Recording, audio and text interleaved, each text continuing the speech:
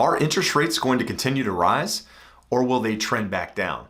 Last week, Freddie Mac came out in their primary mortgage market survey, which comes out every Thursday, and said that interest rates had risen to 2.79% on a 30-year fix. Now, this is the first rise in interest rates based on their survey in almost 2 months. And at the same time, we're seeing mortgage applications jump nearly 16%. So there's a lot of fear out there that interest rates are going to rise. In today's video, I'm going to tell you my thoughts on interest rates, where I see them in 3 months, 6 months, even at the end of the year, what you should do if you're considering refinancing, buying a home. And we're also going to talk about where interest rates are for the most well-qualified buyers out there at the moment. My name is Jeb Smith. I'm a real estate broker here in Southern California, and I want to ask a favor. If you're new to me, new to my channel, it's all about real estate.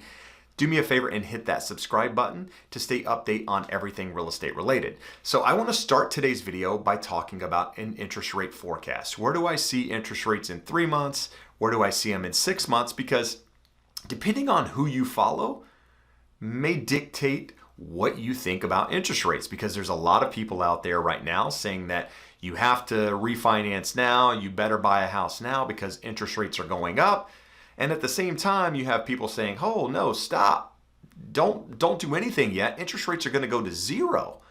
So which is true? What's reality? What's not? That's what we're going to talk about right now. So, I think at the moment we can all agree that the economy isn't doing well. You've got unemployment, you've got high unemployment, you've got people continuing to be laid off from their jobs. You got the pandemic spreading with really no clarity. At the same time, you have stimulus being pumped into the economy. Right now, we've had 2 stimulus packages that have been passed, with a third being proposed and even a fourth being mentioned.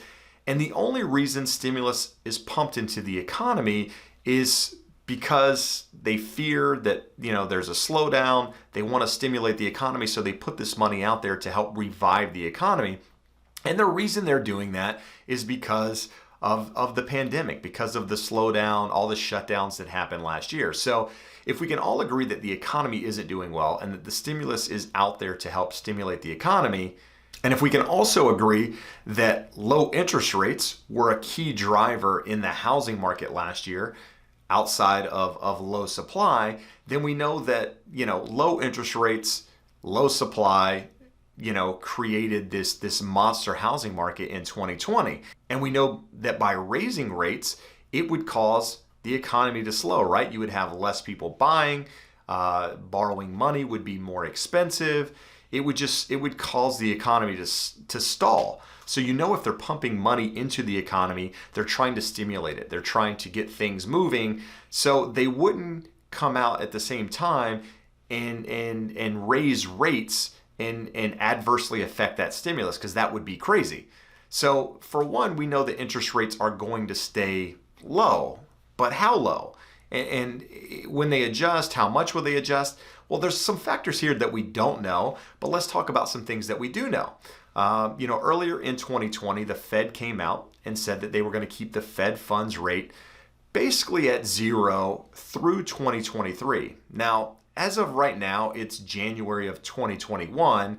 And so through 2023, to me, means the end of 2023. So you have all of 21, you have all of 22, and if I'm reading that correctly, you have all of 23 that the Fed funds rate will likely stay near zero. Well, interest rates aren't necessarily tied to the Fed funds rate. These factors affect one another, right? The Fed funds rate allows banks to borrow money from one another, at basically rates near zero. And so while banks can borrow money cheaper, they can lend money cheaper. And so that we know that if the Fed funds rate stays down, interest rates are likely going to stay low as well. But how low? That's what we're talking about. So, when you've seen these mortgage market surveys, and you saw last week that Freddie Mac came out and said that, that interest rates had risen 16 basis points to an average of 2.79, or 14 basis points to an average of 2.79. What does that really mean? Did interest rates go up 14% because they said 14 basis points? What does that mean? Well, it means interest rates were kind of affected by 1/8%. So, if the rate last week was 2.625 and this rate it's 2.79, is that really a big deal? At the end of the day, it's usually not, because there's so many factors that go into computing an interest rate that, it's hard to say that when interest rates are quoted online, that's the rate that you're going to get. For one, because a lot of times these small adjustments in interest rates only affect the fee of the rate. They don't actually affect the interest rate itself. And that's where people get confused.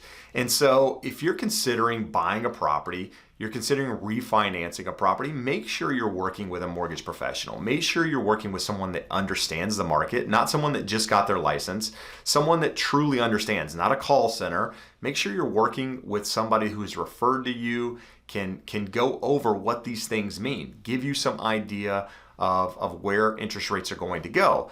There's a lot of brokers out there that follow people a lot smarter than them, that watch the charts, that watch technical analysis, and follow what interest rates have been doing to give you an indicator of what you should do based on where the market's going. But I think overall, interest rates in the next 3-6 months might go up or down, say 1/4%. I couldn't see interest rates higher than probably 3.25% this year alone, but probably more than likely you might see interest rates go even lower, because interest rates, since 1982 have followed a trend down. Now you've seen adjustments up and down, but if you look at the trend line, we've never gone above it. We've always continued to go lower. So until we break that trend line, you're likely to see interest rates continue to move lower. So, I don't think you're in a rush where you absolutely have to refinance right now. But what I tell people is that if you're looking at rates, if the payment makes sense to you, you're able to save money, you're not paying a lot of money to do it, now is probably a good time, because what you're able to get. You're not out there trying to pick the bottom or bottom fish, if you will, because that's a fool's game, right? If get a quote, if it makes sense, great.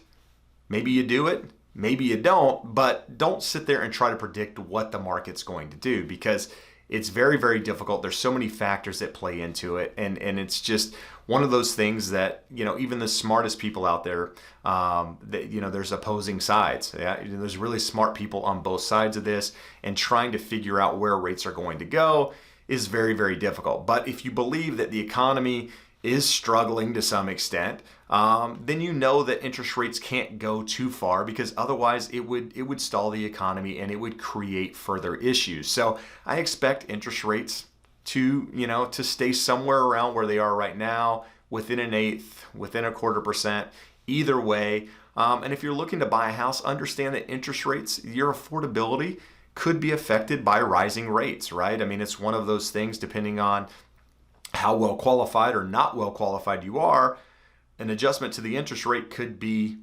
you qualifying for the loan or not. So just keep that in mind when knowing where rates are or where they might go, that you're working with a professional who can guide you through that process. And if you don't have someone, do me a favor, reach out to me directly, comment below. I'm happy to put you in touch with somebody who can guide you through that process. And lastly, I said I would talk about where interest rates are today for the most well-qualified buyers. But understand, this is really for educational purposes. I'm not a licensed NMLS agent or officer or broker or whatever at the moment. I'm not a loan officer.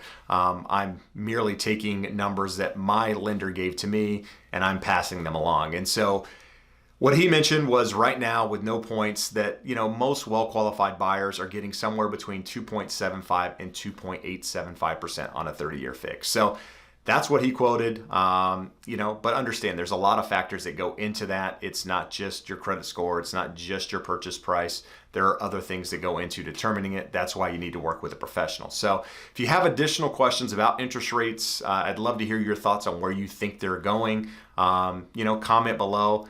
But for now, I appreciate you taking the time to watch. I appreciate all the support. We'll see you again soon. Have a great day. Bye-bye.